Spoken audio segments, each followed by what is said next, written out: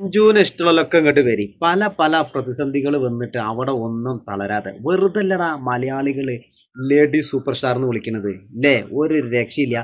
പിന്നെ മഞ്ജുവിന് ഇഷ്ടമുള്ളതൊക്കെ ആദ്യം തന്നെ വീഡിയോക്ക് ഒന്ന് ലൈക്ക് ചെയ്യുക. നിങ്ങൾ ആദ്യമായിട്ടാണ് കാണുന്നതെങ്കിൽ മുത്തുമണികളെ ഒന്ന് സബ് ചെയ്യുക, സപ്പോർട്ട് ചെയ്യുക. എന്തായാലും മഞ്ജു വാര്യർ പണ്ടത്തെ മാതിരി സിനിമയിലേക്ക് വളരെ ആക്റ്റീവായി തിരിച്ചു വരാൻ നിങ്ങൾ ആഗ്രഹിക്കുന്നുണ്ടോ? ഉണ്ടെന്നുണ്ടെങ്കിൽ ഒന്ന് കമൻറ്റ് ചെയ്യട്ടോ. പണ്ടത്തെ മഞ്ജു ഒന്നും കൂടി വളരെ ആക്റ്റീവായിട്ട് നമ്മളെ മലയാള സിനിമകളിലേക്ക് തിരിച്ചു വരണമെന്ന് ഭൂരിഭാഗം മലയാളികളും ആഗ്രഹിക്കുന്നുണ്ട്. എന്തായാലും ഇനിയും അങ്ങനെ വരാൻ സാധിക്കട്ടെ. എന്തായാലും പല പല പ്രതിസന്ധികൾ വന്നിട്ട് അവിടെ ഒന്നും തളരാതെ അല്ലേ, ഒരു പെൺകരുത്ത് അല്ലേ, അത് മറ്റുള്ളവരും കൂടി മഞ്ജുവിനെ കണ്ടു പഠിക്കണം. അമ്മാരി ഉശിരോടെ ഒരു പ്രതിസന്ധിയിലും എവിടെയും തളരാതെ കുതിക്കണ മഞ്ജു ആണ് ഇപ്പോൾ നമുക്ക് കാണാൻ വേണ്ടി സാധിക്കണത്.